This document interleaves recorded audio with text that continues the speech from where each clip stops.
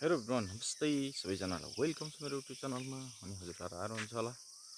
मैले अघि यो मेरो जन्मस्थल जो म गाउँमा आएको थिएँ अस्ति, त्यो बिहान एउटा मैले यो जुन म यहाँ उभिएको छु यो माथिबाट यता गयो नि तपाईँको 5 मिनटको बाटो गयो नि, त्यो मेन ठुलो रोड भेट्छ होइन।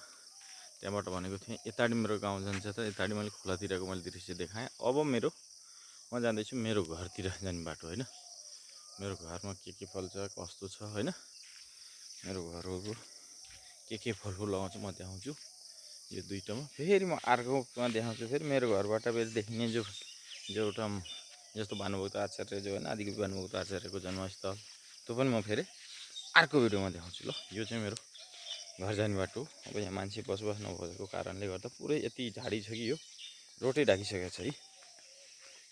अलिअलि हिँड्ने बाटो मात्रै छ जो मान्छे अलिअलि हिँड्ने भएर, नत्र केही नाम निशान खत्तम भइसकेको छ है बाटोको। यस्तो छ है, कमर आउने घाँस छ। पहिला त हामीले यसलाई पुरै फाँडफुँड गरेर बनाउँथ्यो होइन, फाँडफुँड गरेर बनाउँथ्यो र चलिरहेको थियो।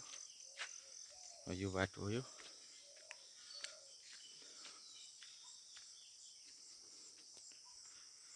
यहाँबाट यसरी जान्छ। हाम्रो गाउँहरूतिर फेरि कटहर यो म्यावा फेरि प्रशस्त पाउँछ कि, मान्छे बसोबास गर्दैन खानालाई चाहिँ त्यस्तो फेरि पनि काटेर भव्य आँपहरू भएन। अब यसरी जान्छ तपाईँको हेर्नु होला। अब मान्छे सान्छे छैन, यो घर खाली छ है, यस्तै छ यता पुरै यो घर खाली छ। तपाईँहरूको त्यो भव्य फल्या देख्नु होला, ल भव्य फल्या देख्नु होला। उता आँपा पर्छ होइन, यो मेरो घर चाहिँ अलिक भित्रै पर्छ, अलिक पर्छ है। यो कटर हो, कटर देख्नु होला तपाईँले, यस्तो फल्या छ। खाने मान्छे छैन ल गाउँमा, यस्तो छ है। पहिला हामीले खुब चढेर खुब खाइन्थ्यो, देखिन के हो कटर हेर्नु होला है। अलिकति टाढे गएर जुम गरेको त्यो गर्नु देखेको होला, थुप्रो फल्या छ कटर। यो मैले यता घुमाइदिएँ त्यो ब्याक साइड, यो पनि कटरको बोटै, तर त्यता खासै धेरै फल्या जान्छ अहिले। अनि त्यो अमरा भन्छ नि, अमिलो हुन्छ त्यो अमरा बोटो हेर्नु होला होइन। यो घर खाली नस्पति बोटो थियो, सिजन नभएको घर अलि गइरहेको छ। अब म मेरै घर साइड लान्छु, खाली छ यो घर पनि।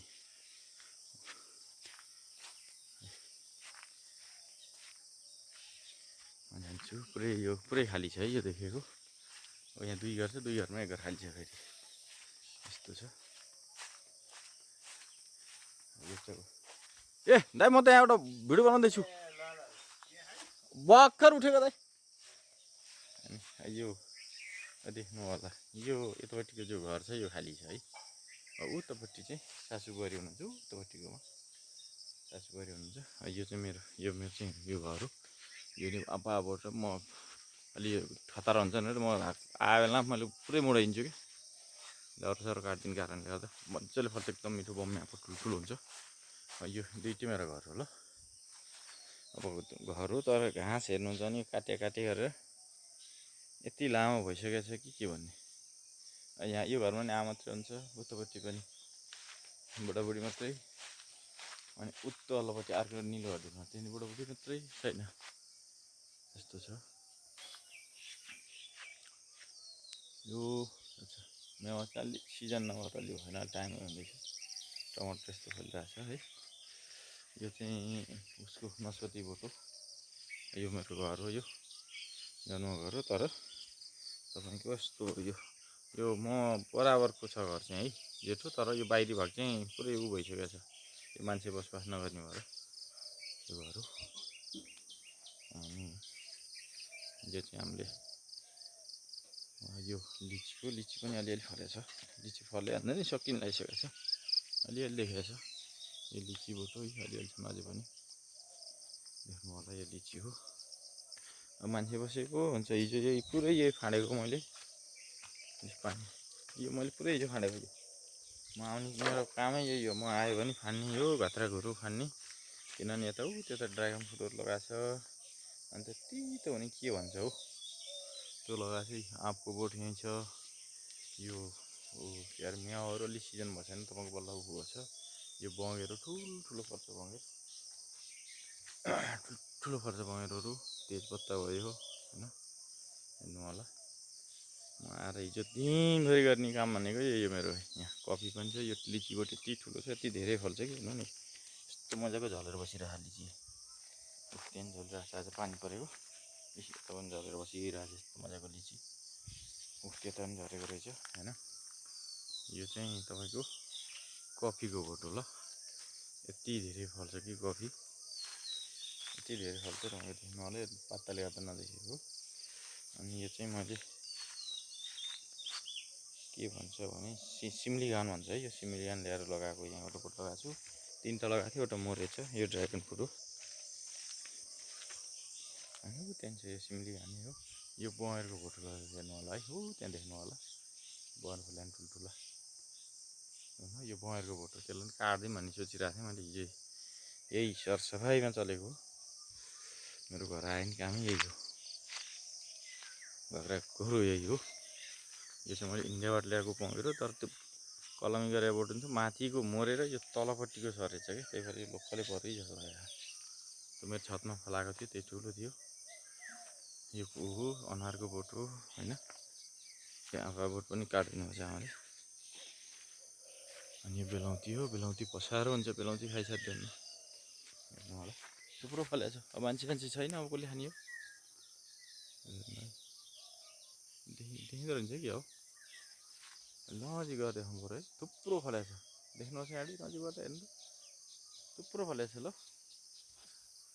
एउटा यता नि बोट छ उतापट्टि नि बोट छ है अनि यो तपाईँको अस्ति बुढीले यहीँबाट काटेको यो केराको घारी हो पुरा थुप्रो छ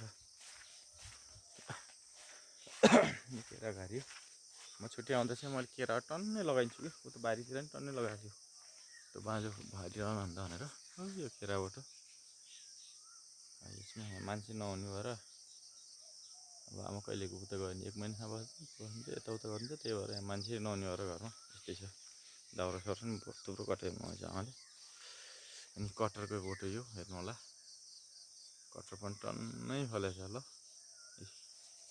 टन्नै छ कटर खाने मान्छे छैन के गर्नु यस्तो मजाको फलेको छ कटर अझ अघिल्लो सालभन्दा कम फल्यो भन्दैनसँगले किन अघिल्लो साल त यो हाँगाहरूमा पनि यस्तै थियो जग्गै थिएन सबै घरमा छ यस्तै कटर हो सब्जी फलफुल छ अनि त्यही भएर कोही मतलबै हुँदैन यतापट्टि हेर्नु होला है यस्तो छ यस्तो छ अब यी मकैबारी अब डोजर भन्नु आस्तारी ट्र्याक्टर आउँछ ट्र्याक्टर जोतिन्छ त्यो नगर्ने भन्दा पनि मान्छे नहुँदा नि यस्तो छ यो घरबारी के छोड्ने घर अडिको भन्नुहुन्छ आमाले यस्तै छ है यहाँ निम्बुवा बोट पनि छ निम्बु पनि फला है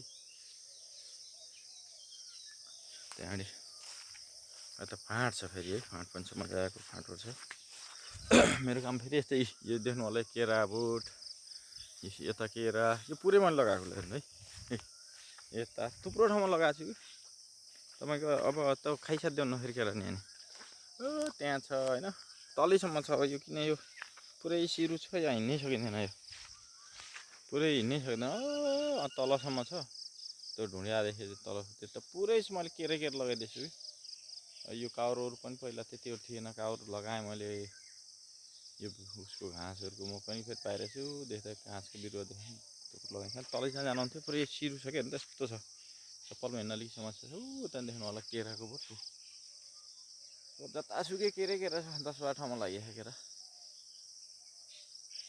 मान्छे हुन्न के अरे अब त्यही भएर यता अब यो भागतिर चाहिँ भुइँगटर लगाइदिउँ कि भन्ने सोचिरहेको हाम्रो फेरि यस्तो प्लेन छ कि तपाईँको पुरै प्लेन छ योपट्टि तपाईँको पुर्कोटको डाँडाहरू हुनु त माथिपट्टि होइन माथितिर जानु पुर्कोटको डाँडो पर्छ यतापट्टि त भालडाँडा डाँडो पर्छ होइन यसरी छ तपाईँलाई त चौतरोबाट फेरि एउटा बनाउँछु तपाईँलाई पुरै बाँझै यस्तै छ अब चाहिँ पहिला रोपिन्थेन आमाले पता नै यतापट्टि पनि मकै रोपिदिनु छ पुरै केरा चाहिँ लगाएर गएको तर मजाले सरेछ यसमा लगाइदिएको थिएँ त्यहाँ लगाइदिएको थिएँ त्यहाँ ल आएँ म आएँ ल आएँ आमाले चिकन पकाइसक्नु भएछ म चाहिँ बिहान एउटा भिडियो बनाइदिउँ कि देखाइदिउँ भनेर आएको हेर्न कति मजा आएको छ सिन यस्तो मजाको देखिन्छ। म च्यापेर फेरि आउँछु, एउटा भिडियो बनाउँछु तपाईँहरूलाई। त्यहाँबाट अब ऊ त्यो जुन चौताराबाट तपाईँको के देखिन्छ म त्यहाँबाट तपाईँको गोर्खा देख्छ, भानुभक्त जन्मेको, आचार्य जन्मेको जो जन्मस्थल सो देख्छ। अनि के अरे अनि के अरे यो हाम्रो उस पनि देख्छ, के अरे नामै आएन, यो थानीमाईको मन्दिर पनि यति रमणीय, यति फेमस मन्दिर छ है। सबै यस्तो छ है, के गर्नु। त्यो भएर झाडी म चाहिँ यस्तै झाडी फाट्छु। म 3-4 दिन पक्का बस्छु। यस्तै छ, यही झाडी फाट्ने बस्ने केराहरू यस्तो छ हेर्नु है। केराहरू पनि थियो, अझै कति थियो यो अझ यहाँ कुक्काउने लर फारेको मैले धेरै भएर सजानी हो के भन्छ फेरि यसको। एकदम राम्रो। अस्ति बुटीले काट्दै थियो, बुटी काट्दै थियो, टिप्न गाह्रो पर। अब बेलाउनु त्यो बेला देख्नुभयो। यो लिची बोट हो, आँपको बोट हो, यो निमपत्ता बोट पनि छ। यति धेरै पर्छ कि लिची, तर अहिले त्यति सिद्धिसकेको हो कि कम फलेको यस्तै छ। ल म फेरि तपाईँहरूलाई अर्को भ्लगमा फेरि भेटौँला है। अहिलेलाई यो घरको एरिया देखाइदिएँ तपाईँलाई। यहाँ फेरि म अर्को भ्लग लिएर फेरि भेट्छु ल। 3टा भ्लग बनाउँछु, एउटा खोलातिर गएको, एउटा घर आसपासको, एउटा चाहिँ घरको त्यो साइडबाट देखिने होला जो रमणीय दृश्यहरू के देख्छ त्यसलाई कोसिस गर्छु, देखाउनु कोसिस गर्छु भन्दै आजको भ्लग यहीँ गर्छु। सबैजनालाई नमस्कार।